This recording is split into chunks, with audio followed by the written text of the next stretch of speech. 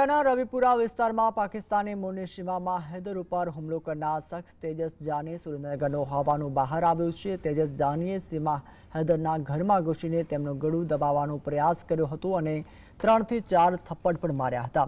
સુરેન્દ્રનગર પોલીસે આ ઘટનાની ગંભીરતાને ધ્યાનમાં લઈને તેજસ જાનીને મકાનની તલાશી લીધી છે અને આજુબાજુના લોકોની પૂછપરછ દરમિયાન જાણવા મળ્યું છે કે તેજસ જાની માનસિક રીતે અસ્તે ન હોવાના કારણે આ પગલું ભર્યું છે। પોલીસના જણાવ્યા અનુસાર તેજસ જાનીએ દાવો કર્યો હતો કે સીમા હૈદર તેના પર કાળા જાદુ કર્યો છે, જેના કારણે તે આ હુમલો કરવા ગુજરાતથી નોઈડા પહોંચ્યો હતો।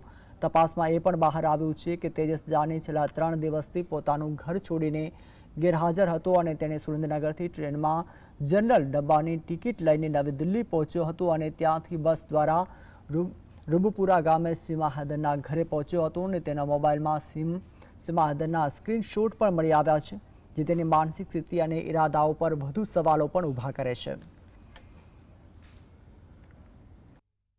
રૂબપુરામાં રહેતી સીમા હૈદરના ઘરે એક ઈસમ ગેરકાયદેસર પ્રવેશ કરીને તેનું ગળું દબાવવાનો પ્રયત્ન કરેલો હતો અને 3-4 થપ્પડ મારેલી હતી।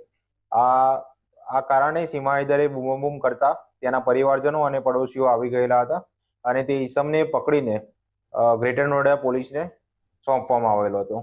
જે જગ્યાએ આ ઈસમ રહે છે તે જગ્યાની તપાસ કરવા માટે ત્યાં ગયેલ તો એવું જાણવા મળેલ કે છેલ્લા 3 દિવસથી તેનું ઘર બંધ છે।